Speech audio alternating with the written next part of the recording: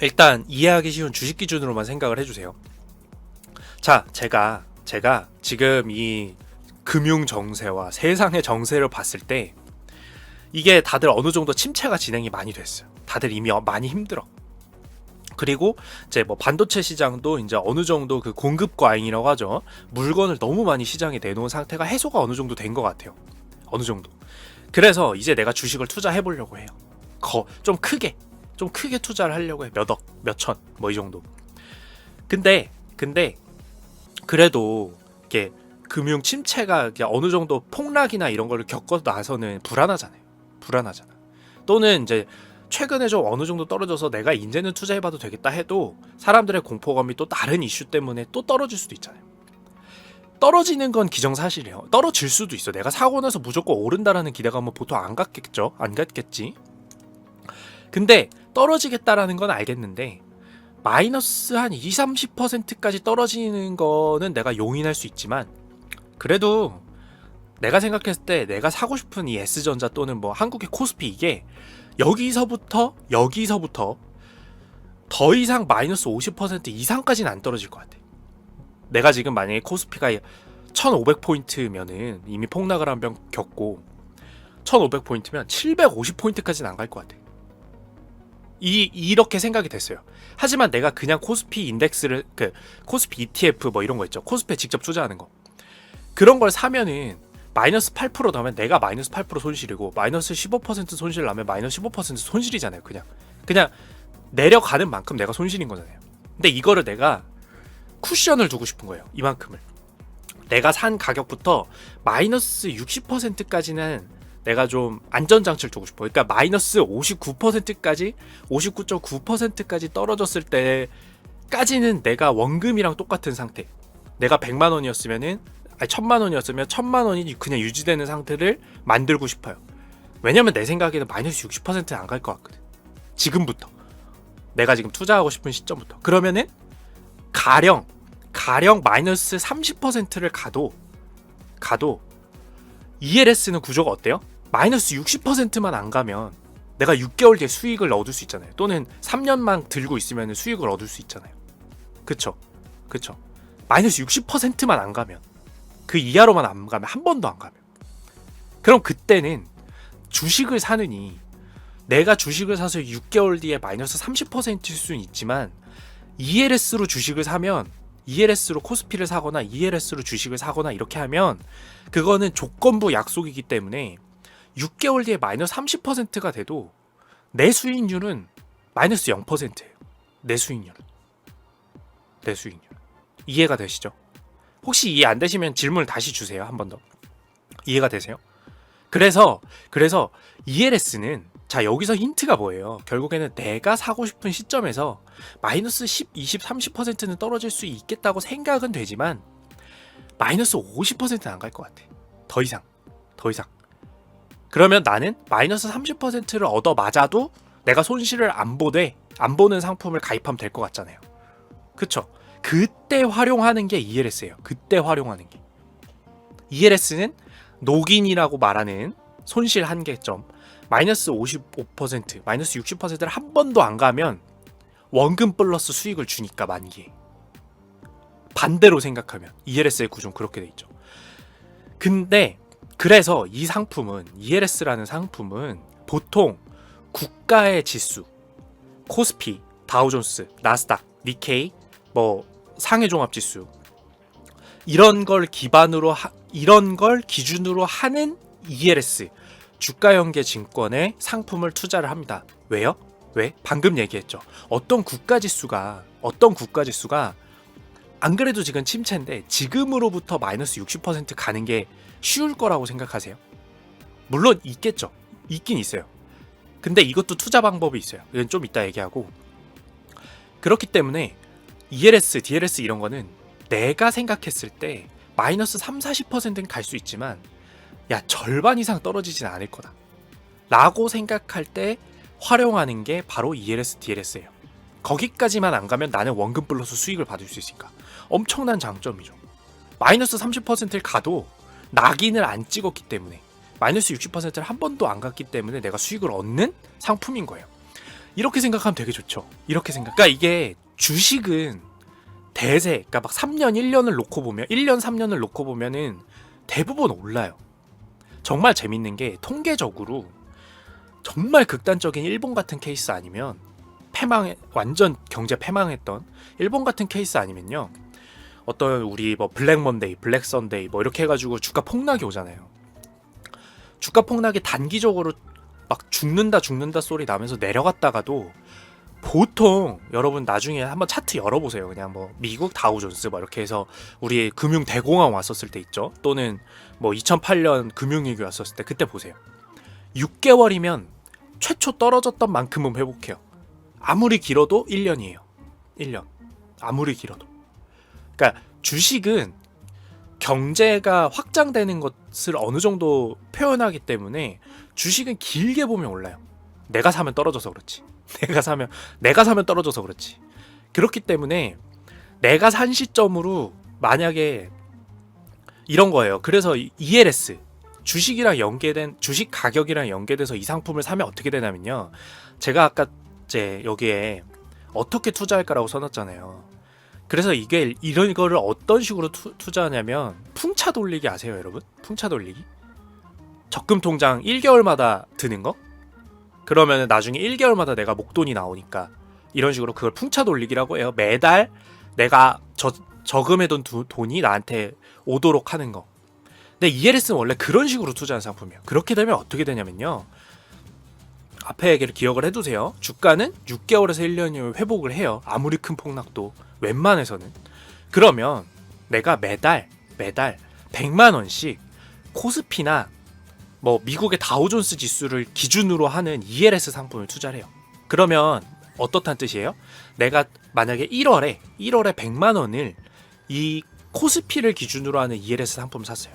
그러면 그 100만 원이 마이너스 60%, 즉 100만 원이 40만 원이 되는 선까지만 가지 않으면 나는 최소한 3년 뒤에는 수익을 봐요.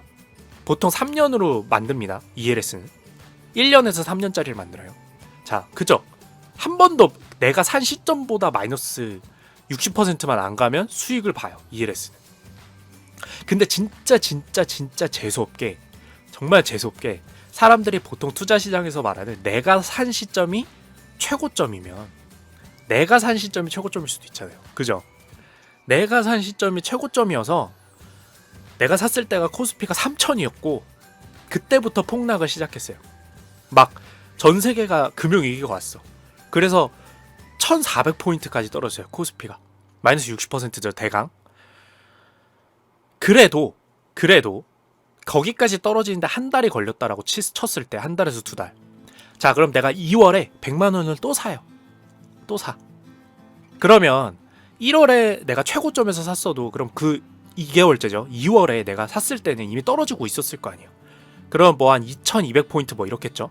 3000에서 2200포인트 가슴 아프지만 그러면은 2200포인트부터 마이너스 60%가 나지 않으면 2월 달에 든 100만 원은 1년에서 3년 뒤에는 거의 플러스 20%에 달하는 수익을 내서 내 손에 나올 거예요.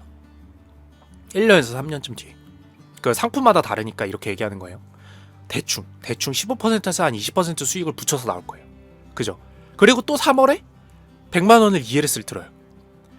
그럼 3월에까지도 폭락하고 있었다 칠게요. 진짜 재수없게 정말 1월이 최고점이어서 3월에도 폭락을 하고 있었어. 그래서 3월에 이제 한 코스피가 1000포인트까지 갔어요. 그러면은 1월 대비해서는 마이너스 마이너스 거의 70%죠. 그럼 1월 거는 손실이 나기 시작하죠, 이제. 1월 거는 마이너스 60%를 넘어가 버렸으니까. 그죠? 하지만 2월과 3월 거에 비해서는 마이너스 60%가 거의 가기 힘들어요. 한 국가의 지수가 매달 전달보다 마이너스 60%를 간다는 게 거의 벌어지지 않는 일입니다. 거의. 여기가 무슨 베네수엘라가 아니 이상해야. 베네수엘라 같은 국가의 지수로는 이런 상품 만들지도 않아요, 원래는. 그래서 ELS나 DLS를 상품을 투자하는 거는 원래 목돈을 투자하는 방식이 아니에요. 물론 투자할 수도 있어요. 할 수도 있는데 이 ELS와 DLS의 강점은 뭐냐면 내가 투자한 시점으로부터 마이너스 50에서 마이너스 60%를 한 번도 안 가면 내가 정해진 기간, 만기라고 하죠. 만기까지 들고 있으면 무조건 수익이 나오게 설계되어 있는 거예요. 무조건. 그래서 원래 ELS와 DLS 상품은 낙인을 안 가겠다라는 시점을 찾아서 투자하는 거예요. ELS나 DLS는 제가 계속 얘기하죠. 장기적으로 들고 있었을 때 내가 산 시점보다 마이너스 60% 가더라도 그럴 것 같으면 내가 시간을 분산해서 매달 사는 방식으로 분산하면 매달 산 게 그 매달보다 마이너스 60% 나긴 힘들 거 아니에요. 힘들어요. 이건 실제로 통계적으로 그래요. 우리 코스피만 놓고 봐도 저 하늘로 오르진 않아도 내가 매달 산 것보다 마이너스 60% 되는 일은 거의 없어요. 2008년 금융 위기 때도 그러진 않아요. 그렇게 해도 내가 만약에 아까도 얘기했죠. 1월께 마이너스 60%를 갔으면 반대로 얘기하면 뭐예요? 내가 2월, 3월에 똑같은 금액을 또 들어 놓은 거는 최소한 2월, 3월보다 마이너스 60%를 더 가긴 힘들어요.